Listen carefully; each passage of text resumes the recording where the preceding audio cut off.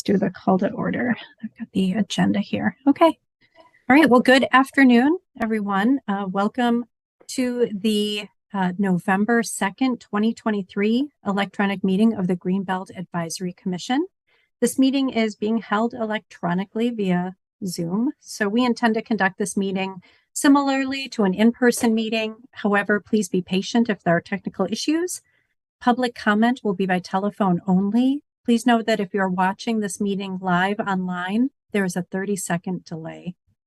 To speak during any of the public comment opportunities, please call 1-877-853-5247 and enter meeting ID number 941-0420-8673. Again, that number to call is 1-877-853-5247 and enter meeting ID number 941-0420-8673. This information is also available on the published agenda, in the public notices section of the city website, and on the broadcast of this meeting on CTN Channel 16, AT&T Channel 99, and online at a2gov.org/watchctn. Please note that if you do call in for public comment, you must enter *6 to unmute yourself. Okay. Next on our agenda is roll call. So I will start. Please mention where you are joining us from. So Chairperson Riggs, attending from my home in Ann Arbor. Commissioner Bloomer. Here from my home in Ann Arbor. Thank you. Commissioner Boggs. Here attending from my home in Ann Arbor. Commissioner Schuler. Here attending from my home in Ann Arbor. Councilperson Radina. Here from Ann Arbor. Commissioner Buzzard. Here from Growing Hope in Ypsilanti. Great. Commissioner Armstrong. Here in Ann Arbor in my home. Commissioner Laramie. Here from Ann Arbor. And Commissioner Gordon. Okay, we got everybody. Great to see everyone. So we do have a quorum. And next on our agenda is approval of the agenda. So could I have a motion, please? So moved. Second. Thank you both. All in favor, say aye. Aye. Aye. Any opposed? Okay, the agenda is approved. Next up is approval of the minutes from October 5th, 2023. Thanks to staff for providing those. And let's just take a couple minutes to review those and see if there's any questions or comments that folks have.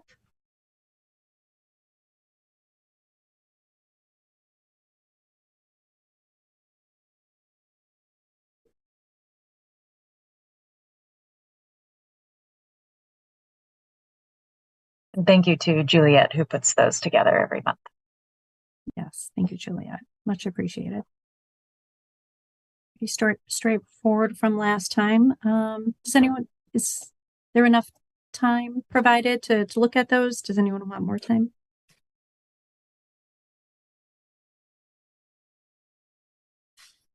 Okay. When ready, does someone want to make a motion to approve the minutes?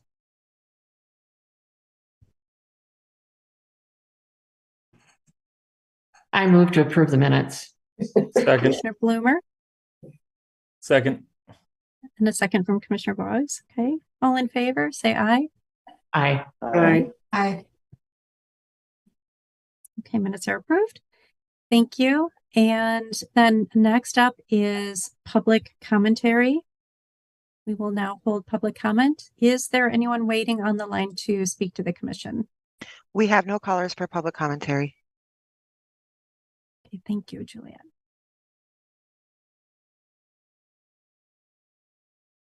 Then next on our agenda is new business and a staff report from Rosie. So it's over to you, Rosie. Okay.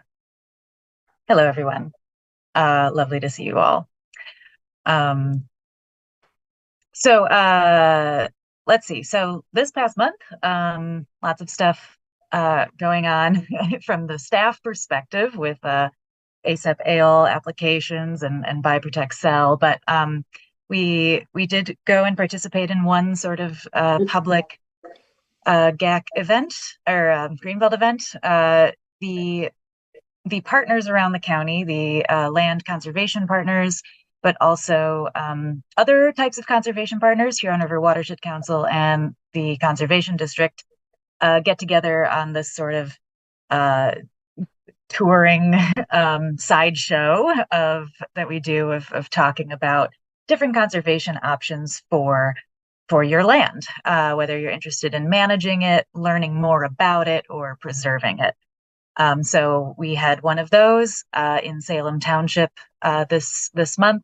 Remy represented us there, and my understanding was there was a really good turnout there. The last one I had went to was in Northfield Township last fall, and there were about 5 people in attendance plus the board, and this one I think had more like 30. So that's great. And these will continue. We're scheduling one, I think, in Lodi and Ypsilanti Township as well. So it's just informational. Budget. This is the exact same budget as last month. So nothing's changed here. Some updates on these projects. Divine is moving forward with survey and phase 1 environmental site assessment. That's the one that we're leading here with. That's all forest over in Scioto Township. Amazing Pop Legacy's farm easement. Our attorney has completed his review of that, and so that will close soon. So that's on schedule to close where we say projected closing Q2 2024. Divine will probably go into next year. And the township, I think, will close Larson by the end of the year. CARES, I'm not so sure about.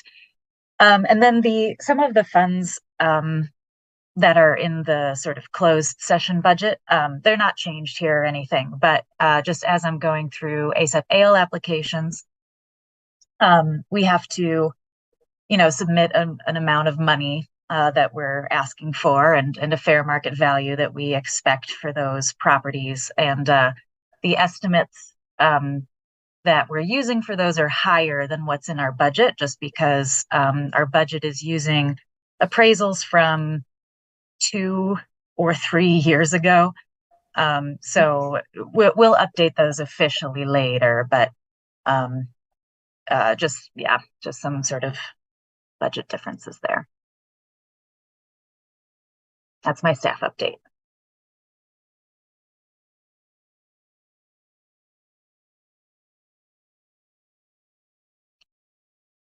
Great, thank you, Rosie. Are there any questions for Rosie on the report or the budget?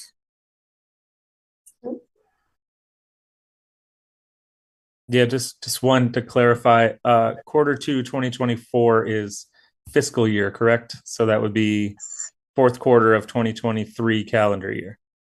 Yes. Thank you. Our fiscal year, for those who don't know, is from July to June.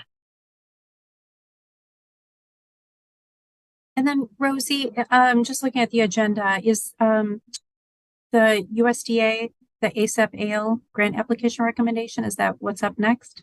Yes. Okay. So in August, you all approved us to apply to ASAP for 3 different properties, these 3 here. We are tacking on a 4th one.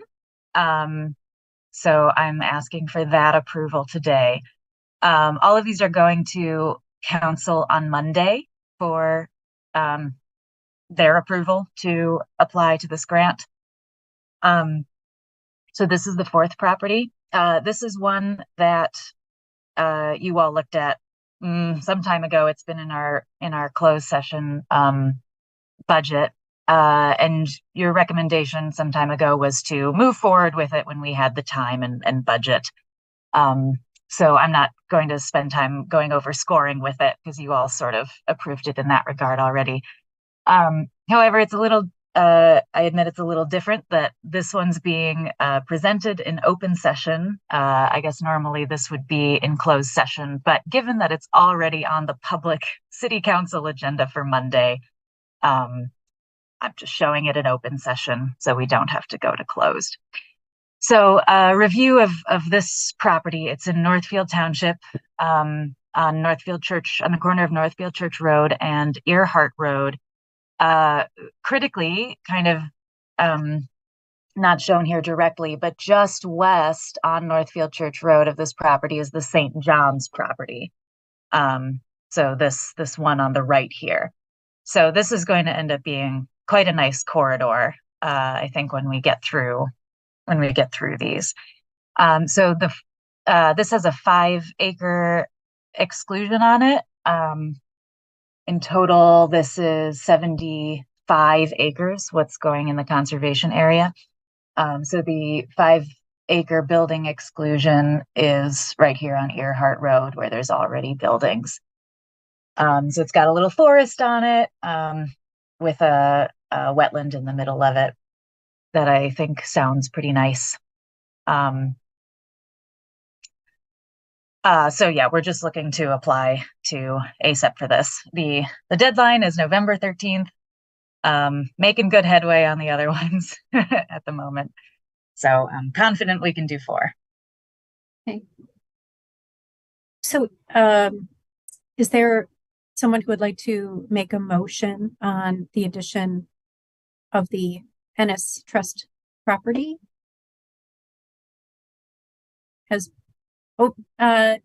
Commissioner Armstrong?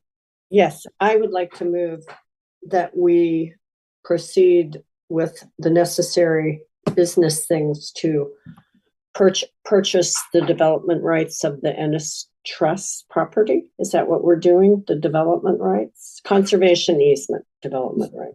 Yes. Yeah, and they've made it easy on us here they've got the motion right there on the screen. If right you can there. see it. Okay. Yes, Yeah. I can.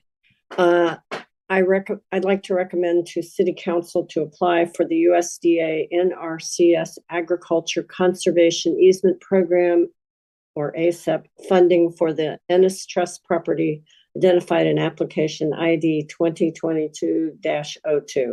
Thank you so much. And I'll is there a second that. second? Second.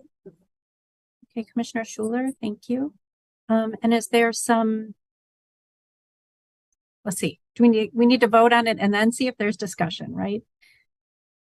I think you do the second and then discussion. And then discussion. Okay, so that's what I wanted to do, and then I second guessed myself. Okay, so is there discussion on the motion that's on the table?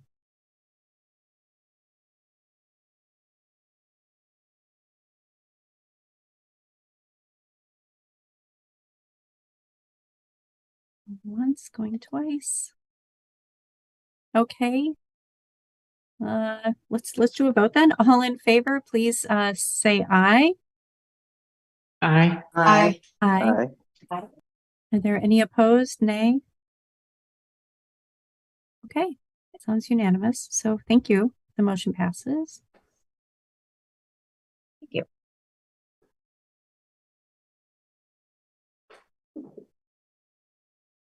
Okay, our next agenda item is the big one. Back to Buy, Protect, Sell. So last month, you all reviewed our 6 applications, the 6 proposals that came in. Thank you all for your homework. I really appreciate it. I know that was a lot of work. I've said before, this has been sort of a GAC homework heavy year, and for good reason. You know, this is with this pilot program, I think we're making good decisions together, and it'll just get better and easier as time goes on. if there had been maybe 20 proposals, we might not have asked you to participate quite as much. But it's kind of nice that there were 6 that we could go through these together. So I collected all of your rankings and scores, and we were relieved that they were fairly consistent among all of you, quite consistent, more than fairly. So the rankings came out to this very consistently. I don't think that's a huge surprise to most, or I hope it's not a huge surprise to you. Let's see, what do I want to say about this? So the top one is clear, and I think the top one will be awarded or offered the property of their choice.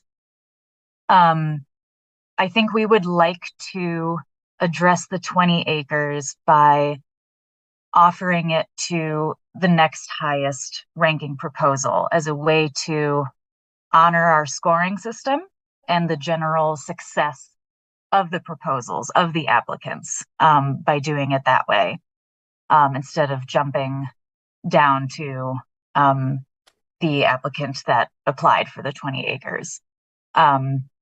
We don't necessarily, I think a lot of you, some of your questions when I asked you for questions for the applicants was, a common question was, why did you choose this, this half over the other half? Could you make your proposal work with one or the other? So I think a few of these applicants have strong preferences or requirements, but I think others might be willing to pivot and just, thought maybe they would be more competitive if they picked one. We don't really know. So I think it's best to go with our scoring and who we think will be successful, and go down the line that way in terms of offering the 20 acres. And these 2 recommendations reflect that. Remy, would you like to make any comments? Just to reiterate that, the sort of offering the 20 to the next highest ranking applicant honors the scoring system. And if you remember, we are going to be reserving some rights associated with repurchasing the property. So choosing the next application that had the highest, that we all felt together had the highest potential for success, means an increased likelihood that we do not have to increase staff capacity burdens by exercising that option to repurchase the property. So the longer the success plays out, the less burdensome it is to staff. So that is why, another reason behind going in that order. And with that, I'd say open it up to any discussion or questions. Mm-hmm. Yes, we promised a discussion, and this is the time for that discussion. However, like I said, I'm glad there was fairly good consistency, but it wasn't, and I was also pleased that the scoring system seemed to work for most people. The people's rankings, I think, were consistent with at least my interpretation of the scoring system we developed together. But if anybody would like to pitch their case for something else, or have any comments or discussions, let's have it. Looks like Commissioner Armstrong has a comment. So, is it okay? I have a question about what you're saying. So you're going to offer the top rank, the property, I understand, of course, yes. And then the next the second rank person, you'll offer them the smaller acreage. Yes. And then am I to understand, and it sounded like you were saying there was like agreement in that sort of ranking, at least 1 and 2, as I understand it. Mm-hmm. And I'm inferring that maybe there was an agreement after that. should someone else, should number two say, no, that's not going to work for me, then would you continue to just go down and down, or will we have another chance to reassess? Because, yes, so I guess that's my question. There was the most consistency with the top two. Yes, Yes. I can imagine. As it went down, yes, there was slightly more variability, but a clear, still a clear majority. Okay. Based on that rank that those rankings I showed there. Okay. So one option, if we are to go the ranked offer route for the 20 acres, is that you all could decide to set a staff limit on how far down the list to go without revisiting that decision. So if you're comfortable offering it to the next highest two ranking applications, and we can end after that, and if those two do not accept, we won't offer it to a third until we've had a chance to reconvene. Or you can say, as far down the list as it takes to find a purchaser for the property, staff is authorized or recommended to do so.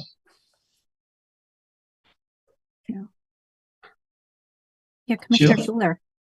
Yeah, two things I think what's important is the transparency about the process. And I appreciate, Remy, how you clarified the reasons for emphasizing success as something we value. It has to do with protecting staff and staff time. And that makes sense what we're trying to do with a lot of different things. I just think that reason has to be super transparent and super clear, because otherwise, to me, and this came up earlier when we were discussing what the criteria should be, it doesn't fit, at least in my mind, of the understanding of the goals of the program, that success or likelihood of success is a measure versus our acceptance of risk in favor of promoting or supporting those with more land poverty, or those with, we can put a gradation on land poverty or the experience part. Like, how will they get the experience if they don't get the land, right? We're trying to stop that cycle. So I'm wondering how we communicate that in a way that it's clear. Like, our goal is to get land to people who don't have land, so that they gain more experience in the market. But how do we, maintain that goal while talking about the other? Because currently we should be clear too and transparent, but there is not 100% agreement on top two, and you said that, Rosie, but just to have transparency so that the public understands that this is a difficult thing to do, because you are weighing, different criteria, and currently the number system is heavily weighted towards experience, which is important. I get you, and because you don't want to become a failure, but why? Why are we doing that?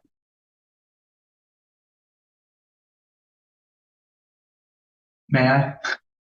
I didn't mean to like.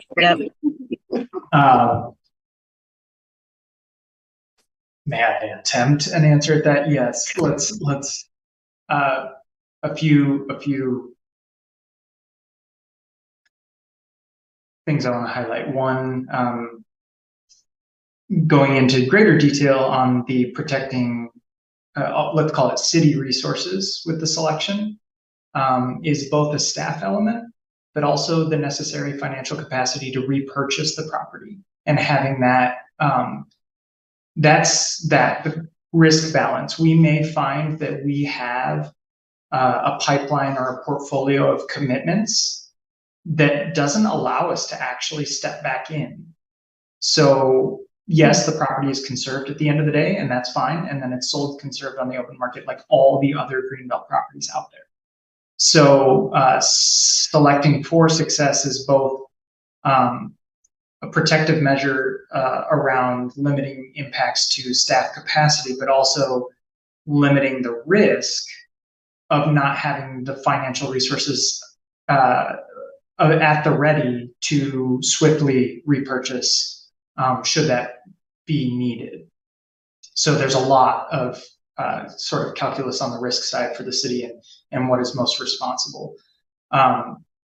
similar to our more traditional greenbelt work, land conservation, permanent land protection through conservation easements or purchase of development rights has never been the singular answer to a complex network of problems within food systems and land access, land affordability, and then conservation, let alone not just the social factors, but the conservation side of things.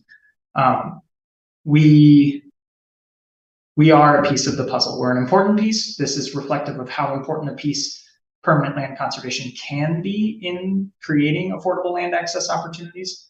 But we will never be the only solution, and we can't be the only solution being pushed within the wider community. So we do have to rely on partners, other agencies doing work that will also help address this land insecurity issue that, you know, dogs the country, basically. Within our purview and space and resources and structures, we have found the most creative way to play a role,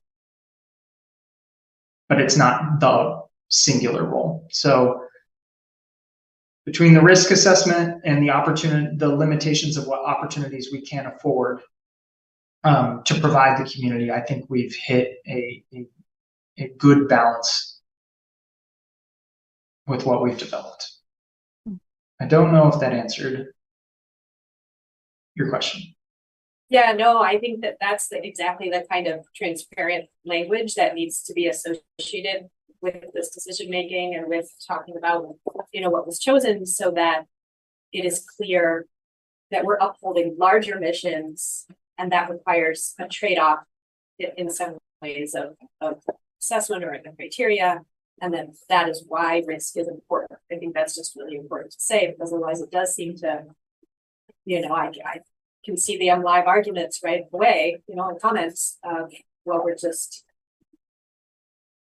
keeping those who are already successful versus offering that opportunity. But as you said, like, this is not the only cloud of machine that's going to change the whole system in the way that it is changing. So I think it's just really good to be transparent about that. I appreciate the prompt to be so. Yeah, thank you. It's a great point. Are there other questions, comments, feelings about what Rosie has shared, how we're feeling about that approach as well as the ranking? Yeah, go ahead. I do have one other, a different issue that was also in terms of thinking about that criteria. And as because this is like our first one, right? This is going to set the precedent. And if we don't sort of, you know, really see this from all angles. I wondered about market uniqueness as being something we consider or not. And I know that that probably relates to risk in some way, but how much, I don't know how it builds into, you know, our overall mission or goal, but if because I was amazed at the variety of proposals, the interesting variety. How much is that something we should consider? Just putting it out there. I don't have an answer. It arose because I was did not expecting that diversity of land use proposals in terms of funding. I just have a question about the Commissioner Schuler's comment. Are you asking in terms of among the 6 proposals, or 6 proposals that we're reviewing, how to consider the diversity of markets, or as a comment for future, you know, again, learning, this is kind of a pilot, how we think about that incorporated into the next round? I guess incorporating to the next round in terms of, you know, all our criteria, there wasn't any criteria in there related to, is this proposal or is the proposed land use offering something different in the food shed farmers, you know, it's beyond food. It's a fiber proposal. You know, they talk about fiber sheds. How do we prepare for that diversity of proposals in a way that honors how it might serve our larger goals of Greenbelt, supporting agriculture in the broadest sense, farmland in the broadest sense, Thank you. and land use in the broadest sense. I guess I'll say, because not all of them are technically agriculture. Mhm. If I may again, I broaden it to say, or remind that this is absolutely iterative, and we're Rosie and I both learned things about our eligibility criteria that could be improved.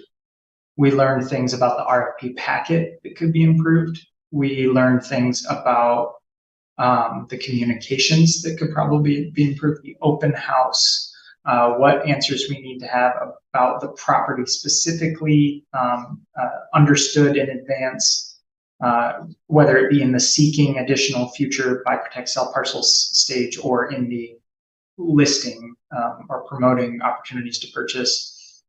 We've learned a lot. It can't be understated how much we've used this pilot for its kind of full potential. And I too was very surprised by the diversity of the business proposals and what was being considered. I think I said it back at the meeting when we first saw the proposals, that it spoke to not just land insecurity for individual farmers, but how land is a unifying resource for so many good endeavors that are, you know, out there looking for a land base to operate off of, not just farming necessarily, but farming adjacent or related. And so there's just a lot to consider going into the future criteria.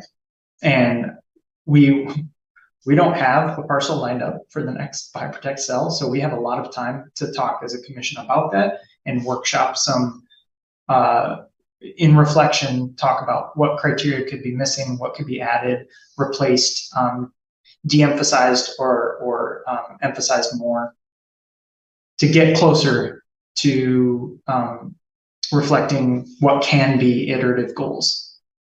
You also, as a commission, can feel empowered to ask for more in terms of the staff perspective on risk management. And these can become increasingly risky. And we can de-emphasize the risk mitigation or strategy that is guiding some of this. Not all of it. I think the criteria isn't solely based in risk, mitigating risk. It is based in business viability and experience and a lot of things, but it does tie in some ways back to risk. There is some commonality there, a thread. But yeah, this is iterative, and I appreciate the acknowledgement that what we did wasn't perfect, because we know that. So also important to say it publicly, I think, and be transparent and forthright with that we learned some things, and we can say that we won't be just copying and pasting into a new document when the next opportunity rolls around. There will be some thought put into how to do it better. Rosie, did I miss anything? No. Elizabeth, I should say. Anyone? Did I miss anything? Yeah, not meant as a criticism so much as should we consider this? Should we consider this? I'm sorry, I wasn't at the last meeting to know everybody was amazed at the diversity of proposals, because I was like, it's very cool. Like, we have an amazing community, and I look forward to the next parcel.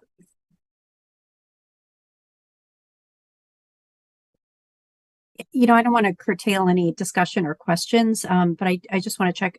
Rosie, is there a motion for us? Okay. Do we want to see that? Are folks ready to see the motion?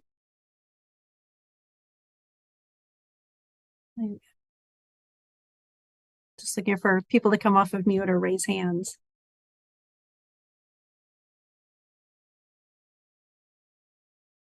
Okay, well, let's would you share with us the motion, Rosie?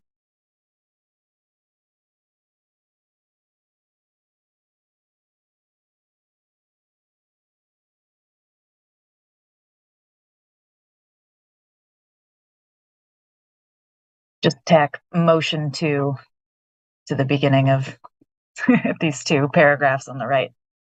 Okay.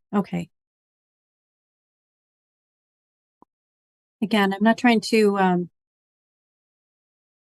go through this too quickly. But I also can appreciate that, we've had several weeks with the proposals and with the process. And so, maybe this is a confirmation of what we're kind of expecting as we've been reading materials and discussing these. So perhaps Jason, Commissioner Boggs, are you blocking the sun, or would you like to speak? Come off of mute. I just wanted to address a question that was, I think, put out there by Rosie. It may have been Remy, which was in terms of procedure, offering, one of us, I'm happy to make these motions, and assuming that they get accepted and moving forward, in terms of the approval process, is staff authorized to work their way through, or is there a limitation on at what point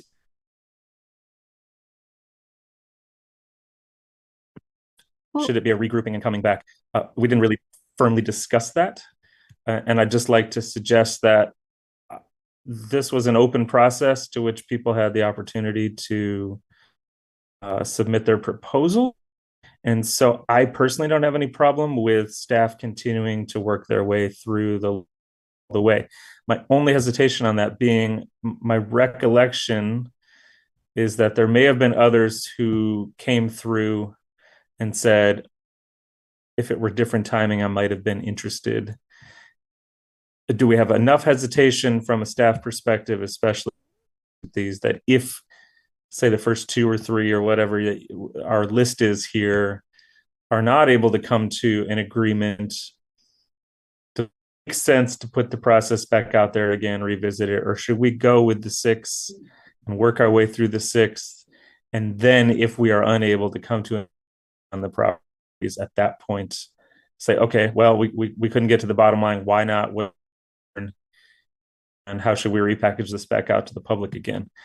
For my 2 bits, I'd as soon go with it that way, from a staff resources perspective and from a respect to the people who took the time to submit and put together their applications. I would just as soon go through the list in this order, and hope that the first 1 or 2 are able to go into agreement in writing and move forward and be successful. But I'm obviously open to hearing if people have a difference of opinion on that.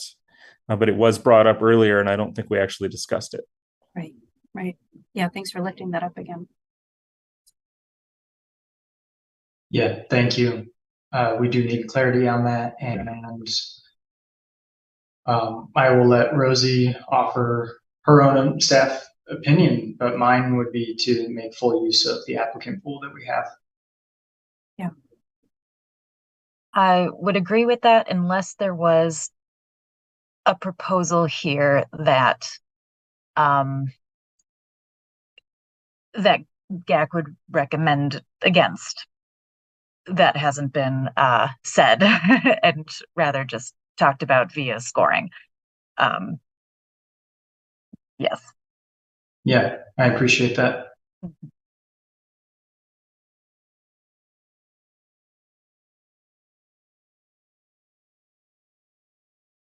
Yeah, I'll just offer too that I feel strongly that we need to respect the process that has been set up and to allow these proposals, at least the ones that have, they've taken the time, they've worked on the time frame that's been provided, and that we should honor that and allow staff to identify the lessees or purchasers of the property from this pool. Now, if there's a hesitation,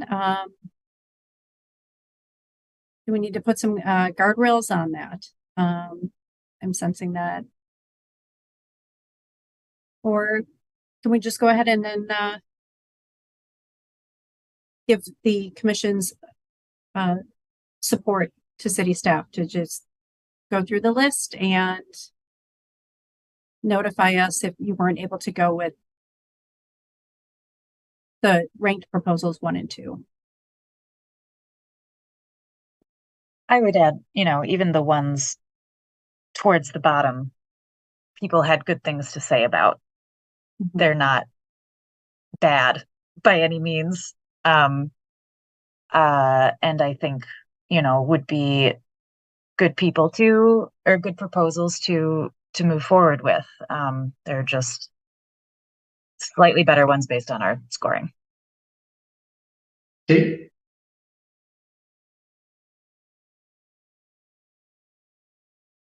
We have a few hands up. Councilperson Radina? I think someone was before me. I don't know if. Yeah. No. Sorry about that. I failed to unmute.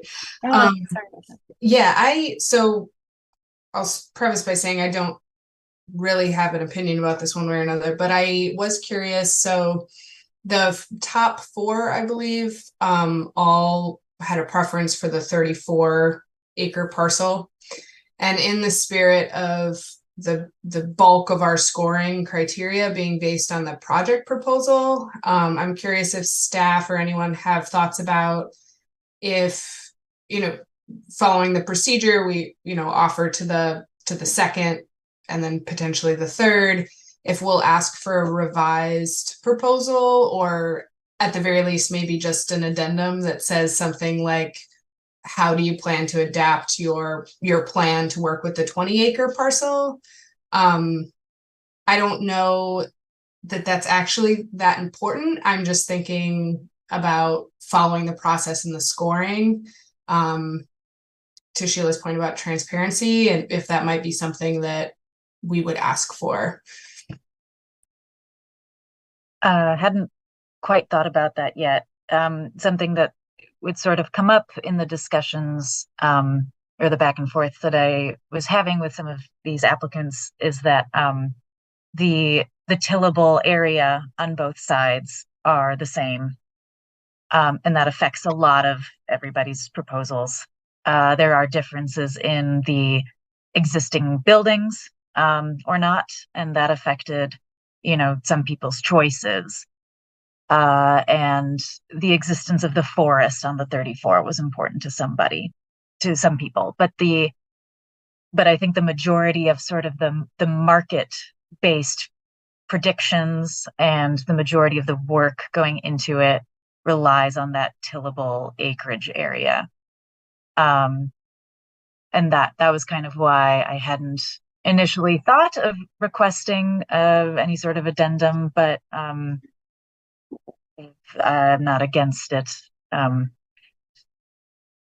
asked them for a lot of work, but yeah, it's not unreasonable when we ask them to talk about, how it works with the individual site and how it's compatible with that.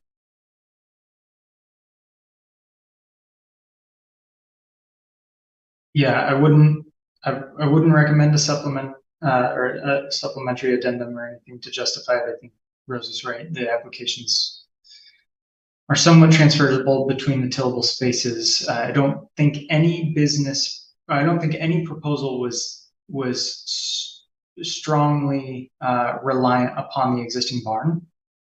Like the difference in infrastructure between the two spaces, I don't think was critical, absolutely, to any of the proposals.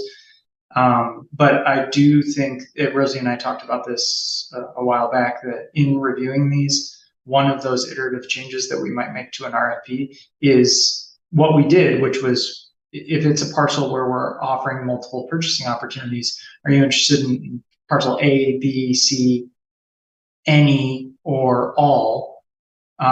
We may add the caveat afterward, the city will reserve the right to offer, depending on the competitiveness of your application and the appropriateness of the application, the city may reserve the right to offer you an alternate purchasing opportunity from what you've selected here, which in this case wasn't transparent upfront, but is what we're doing in practice here through your recommendation, would be creating a standard that we're honoring the criteria that we've developed by going this route and saying you have demonstrated the competitive edge or a competitive edge, and we want to make an offer at least. no guarantees they accept it.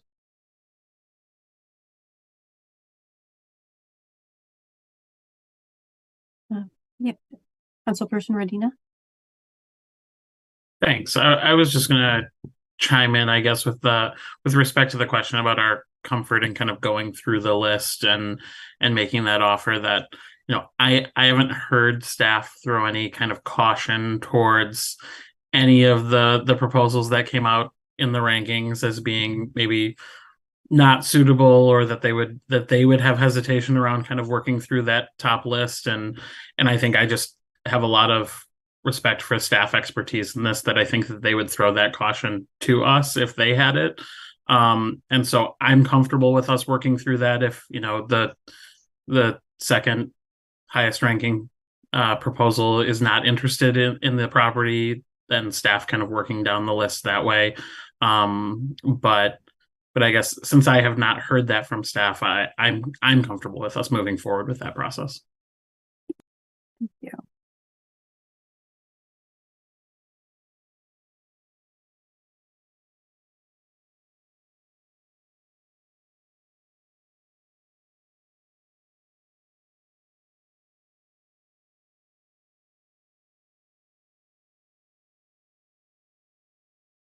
No. I'm kind of anxious to make a motion and finish our meeting and then find out what happens. I'm ready to make a motion. Yes, Commissioner Boggs, would you like to make a motion for this? Yes. Motion to recommend to award South Property 34 acres of the Noller Road Buy Protect Sell parcel to Kristen Melhauser. And can we do that one and then vote, or do we do both motions and then vote?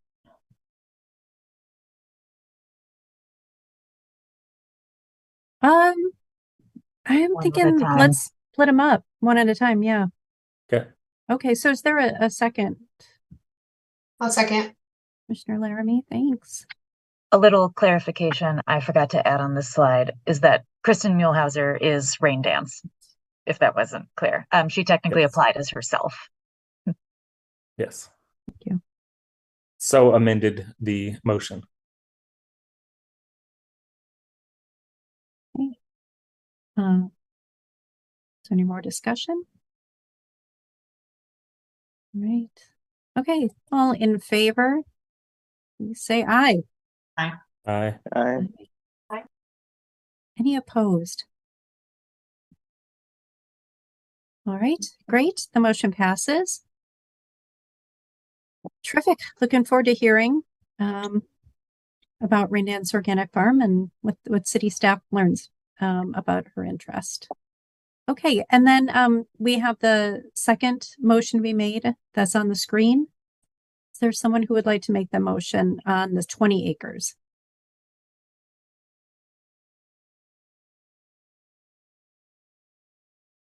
I would be happy to do that. Okay, thanks, Commissioner Armstrong. I'll be happy to second that. And a few more discussion on this. Okay, all in favor, please say aye. Aye. Aye. Any opposed? No. Okay, terrific. And that motion carries. And we'll look forward to hearing back from city staff about that. It's exciting. Great. Thank you, Rosie, Remy, especially for all of your effort. This is very exciting. I was still at the county when Remy talked with us about this, and very frantically and excitedly sent over all of the initial guidance documents for Buy Protect Sell. And he came to the county and convinced the whole Parks Commission immediately that this was a good idea, which is very hard to do. And it's really awesome to be a part of bringing it to this point. Yay! Thank you all for trusting and seeing the diversity of our work can be expanded and and let's see if council agrees.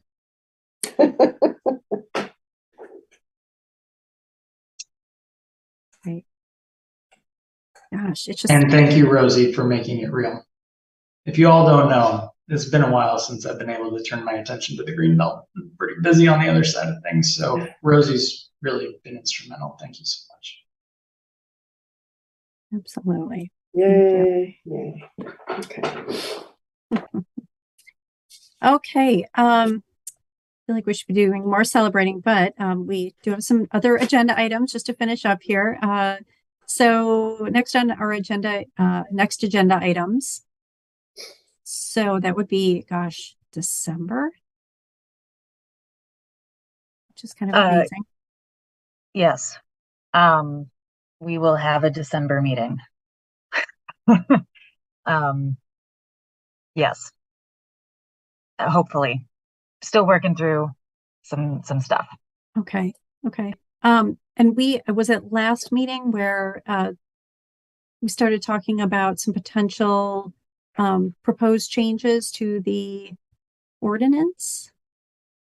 Would that be coming up in Q4 or not until? I couldn't recall if we had mentioned that in a public act meeting or not. Okay. I don't think we did. But yes, that is what we hope will be coming up in December. Some proposed ordinance revisions. Right. Apologies for the teaser, folks. Okay.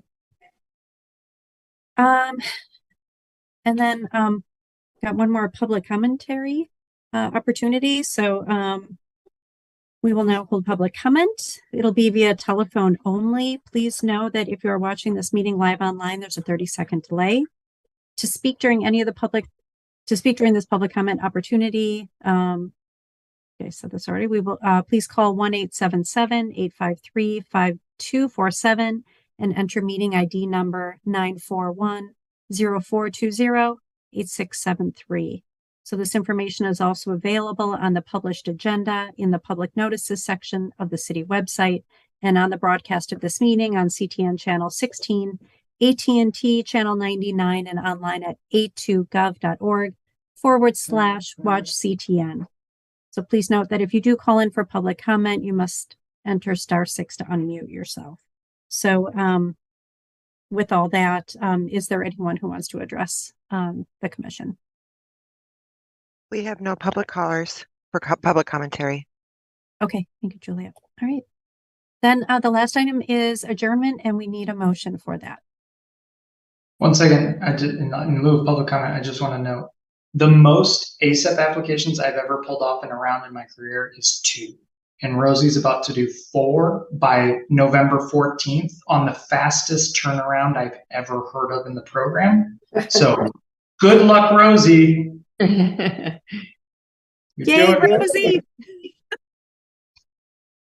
Okay. And confirming we don't have a closed session today. That's right. Great. Okay.